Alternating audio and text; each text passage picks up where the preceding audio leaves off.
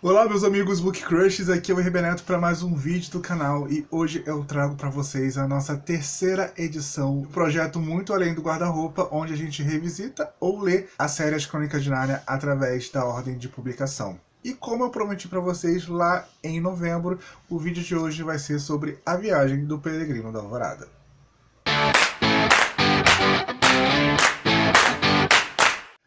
Bem, o que eu posso dizer, o que eu posso adiantar sobre esse vídeo de A Viagem do Peregrino da Alvorada? Diferente de Príncipe Caspian, por exemplo, onde eu tinha uma ideia muito fixa vindo da adaptação que a Disney fez e lançou, eu não gostava muito do filme e isso acabou afetando um pouco a ideia do que eu tinha do livro. Com A Viagem do Peregrino da Alvorada aconteceu meio que diferente, até porque eu não gosto daquele filme de A Viagem do Peregrino da Alvorada. Eu acho que se eu assistir uma vez foi muito.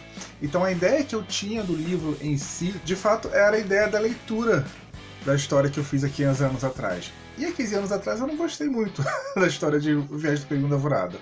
E quando eu fui pegar para ler nesse ano, foi uma viagem, com perdão do trocadilho horrível que eu tô fazendo nesse exato momento. Tiveram características que eu gostei bastante e tiveram outras questões que eu fiquei meio... Enfim, vocês vão acompanhar e vocês vão ver nesse vlog de hoje. Espero de verdade que vocês gostem, espero que vocês curtam essa nossa terceira edição do Muito Além do Guarda-Roupa e continuem comigo até o final.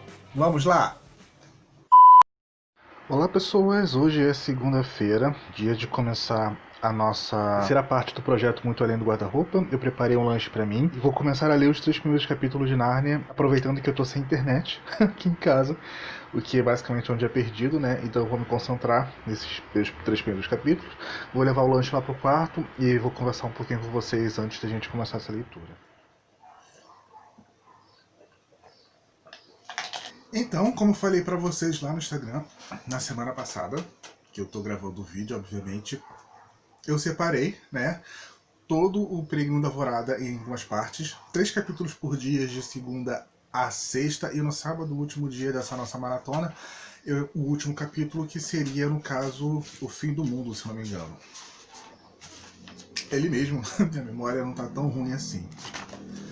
Então hoje eu vou ler o quadro A Borda do Peregrino da Alvorada e as Ilhas Solitárias, que dá mais ou menos até a página 50, 60 por ali.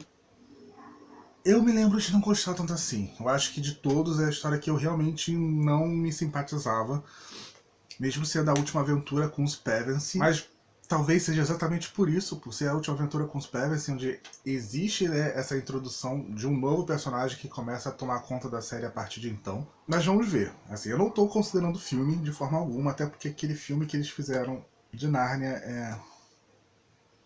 Mas vamos ver o que eu vou achar, né, nesse primeiro dia de leituras. Eu volto aqui daqui a pouco, com certeza vai ser rapidinho de ler, e compartilho com vocês essa minha primeira experiência. Muito bem, pessoas, aqui estamos nós para a nossa primeira atualização, né, do Diário de Leitura de A Viagem do Peregrino da Alvorada. Eu li os 3 primeiros capítulos dessa segunda-feira, que basicamente compreende as primeiras 60 páginas do livro. E, assim, eu já tenho algumas opiniões sobre A Viagem do Peregrino da Alvorada, com toda certeza. Mas vamos falar sobre as partes positivas, é claro. Um detalhe que eu achei bem interessante, que eu não me lembrava, ou que eu nunca tinha reparado, para ser bem sincero, é com relação ao professor Diggory. Ele é citado aqui porque os pais dos irmãos Pevensie vão para os Estados Unidos, eles acabam levando apenas a Susana, e eles precisam deixar os outros 3 na Inglaterra. Então, Lúcia e o Edmundo vão parar indo para a casa desses tios, né, que são os pais do Eustáquio Mísero, e o Pedro, que precisa estudar para uma prova, ele vai parar na casa do professor. Só que por conta da guerra, o professor perdeu tudo. Só que isso não fica explícito no texto. O Lewis ele apenas fala que, diferente de outros tempos, o professor não tem mais as mesmas posses, que ele agora vive numa pequena casa e que, por ser uma casa pequena, agora ele só pode abrigar o Pedro, que precisa estudar para essa prova. Então, assim, é engraçado porque eu nunca tinha reparado nesse contexto, né, de que o professor acabou perdendo as suas propriedades por conta da guerra, e o Lewis acaba deixando meio implícito aqui que sim, né, a guerra afetou o professor Diggory dessa forma. Outra coisa que eu gostei muito daqui de reviver é a entrada para Nárnia. Eu acho que a entrada através do quadro na casa do Eustáquio Mísero é uma das entradas mais bem sacadas que o C.S. Lewis teve, que eles veem esse quadro, né, de uma embarcação que eles têm certeza que é de Nárnia. No quarto de hóspedes, onde a Lúcia fica recolhida, por assim dizer. E num certo dia, ali no meio de uma briga dos dois com o primo deles, com o Eustáquio,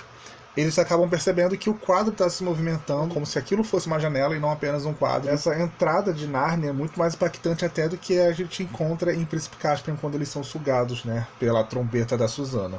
Isso volta àquela coisa do portal, de o Leão, o Feiticeiro e Guarda-Roupa, sabe? Dessa passagem mágica que leva eles para lá. Agora vamos aos detalhes assim, que tem me incomodado um pouquinho com relação a esse primeiro momento de viagem para a Peregrino da Alvorada. O primeiro, com toda certeza, é a linguagem marítima que é usada aqui pelo Lewis no decorrer dos capítulos. Isso me confunde pra caramba. Aí eu fiquei pensando, mas estou começando a me lembrar porque que eu não conseguia ter uma memória afetiva tão poderosa assim de Viagem para a Peregrino da Alvorada. Aí eu pensei, tá, por causa dessa linguagem marítima que é usada o tempo todo no livro. A vida de marinheiro não é pra mim, já fica aqui. Mas, assim, o que me pegou mesmo com relação à visão do Lewis, o conservadorismo do Lewis, que fica muito evidente nesse livro aqui. E se vocês forem ver, olha, tá até marcado, eu coloquei algumas tags, porque são algumas passagens que eu achei... Pois, se você conhece a história das Crônicas de Nárnia, sabe que a origem do Eustáquio é muito semelhante à origem do Edmundo, que é essa pessoa mimada, que é essa pessoa egoísta. Ele é um bully, só que assim, em O Leão, Feiticeiro e Guarda-Roupa, quando ele vai usar isso para descrever o Edmundo, ele usa exatamente o que o Edmundo é, para mostrar depois a transformação dele. E aqui a Viagem do Peregrino da Alvorada, para meio que talvez diferenciar o Eustáquio do Edmundo ou qualquer outra coisa do tipo, ele coloca que a criação do Eustáquio é que faz com que o Eustáquio seja assim, seja uma criança horrível. Só que assim, a criação dele é uma criação mais progressista, por falta de uma palavra melhor, e quando a gente vai lendo, quando eu estou lendo agora, no momento, com 31 anos, você vai percebendo quais são os problemas dos pais do Eustáquio e o que o Lewis acredita que transformou o Eustáquio nisso, eu fico meio chocado, porque são coisas assim. Olha só, no primeiro parágrafo do livro, no capítulo 1, para descrever a Alberta e o Arnaldo, que são os pais do Eustáquio, olha só como o Lewis fala. Os pais eram gente moderna, de ideias abertas. Vegetarianos, não fumavam, nem bebiam e usavam roupa de baixo de fabricação especial. Havia muito pouca mobília em sua casa, pouquíssima roupa de cama e mantinham sempre as janelas escancaradas. Um minuto de silêncio para isso. Ele está falando que eles eram pessoas ruins porque eles eram vegetarianos, porque eles eram pessoas de ideias abertas, porque eles não fumavam e nem bebiam, porque eles usavam roupa de baixo com tecido especial. Mas aí não fica só nisso.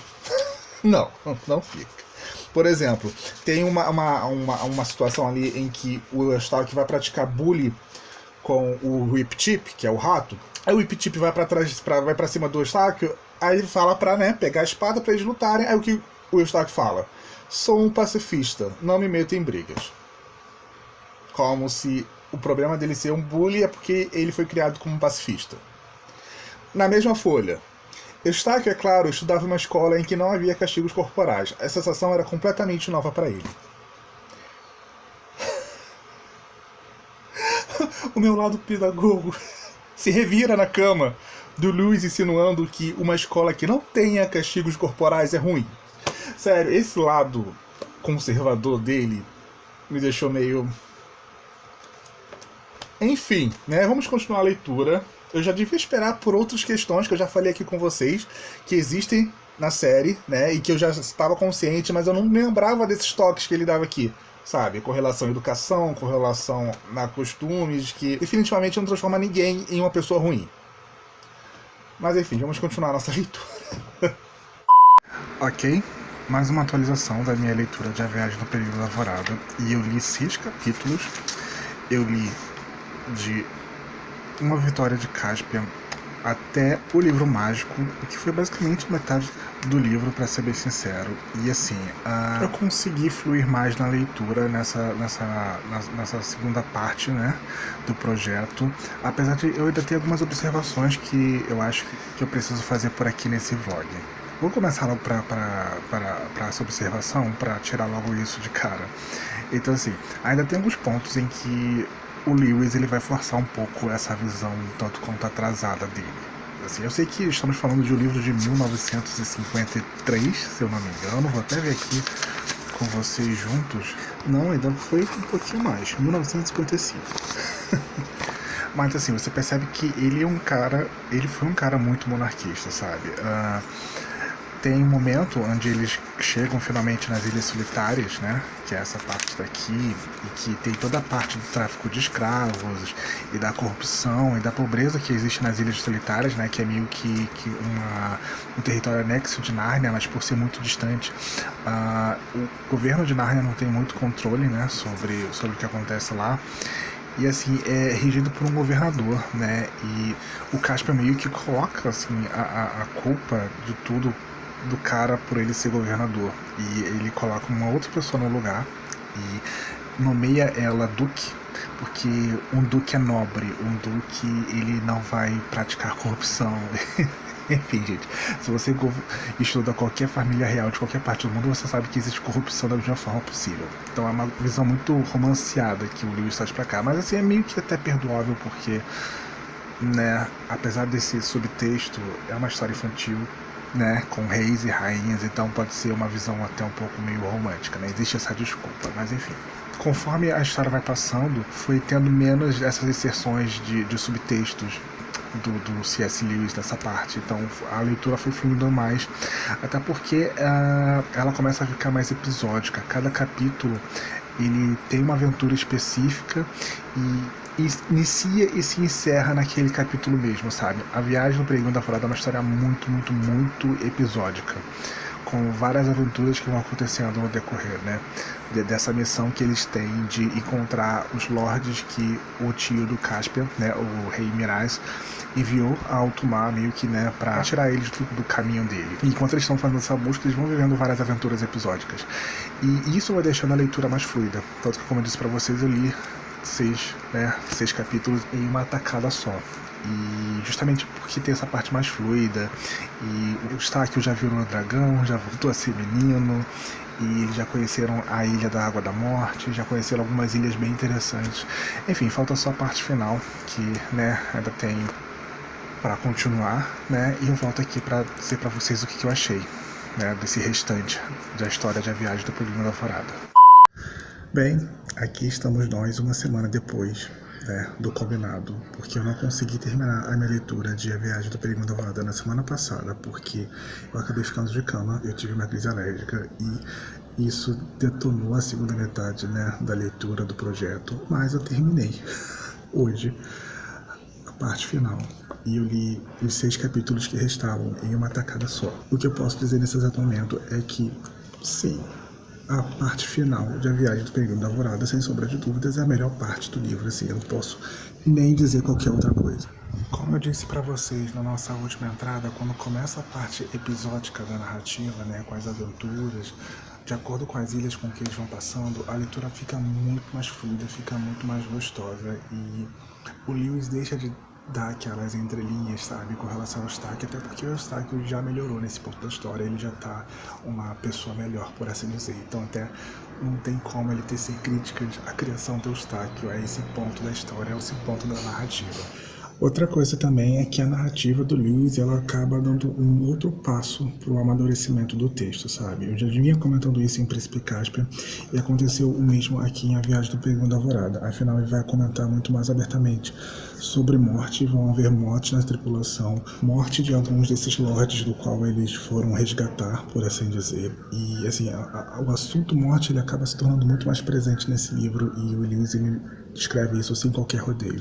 E sem sombra de dúvidas, na minha opinião, as melhores cenas de A Viagem do Peregrino da Alvorada, as cenas mais fantásticas, as cenas mais deslumbrantes estão com certeza na segunda metade do livro. A primeira parte dele é mais parada, a primeira parte dele tem toda essa parte do discurso do Lewis também inserida, e na segunda parte é muito mais a aventura por si só. Isso foi o suficiente para o livro ganhar sua redenção comigo? Olha, sinceramente, até o momento desse projeto, né, de releitura 15 anos depois, A Viagem do Peregrino da Alvorada continua sendo o livro mais fraco até então. Então eu acho que não mudou muito a minha opinião. Eu realmente tenho problemas com essas histórias que se passam em alto mar. Tem muito termo de navegação aqui, como eu disse para vocês lá no começo, e isso acabou atrapalhando um pouco a minha imersão na leitura, porque realmente eu não consigo decorar. Teve esse problema do começo, como eu disse para vocês, né? Mas assim, depois a história realmente flui, a história realmente lembra Nárnia, sabe? E a narrativa dele te cativa. Tem os seus problemas, assim. Eu acho que esse é o livro onde, até o momento, tem os problemas mais gritantes, assim, pelo menos para mim como leitor. Mas curti, dei 4 estrelas para leitura, né? E vamos no mês que vem ler A Cadeira de Pata.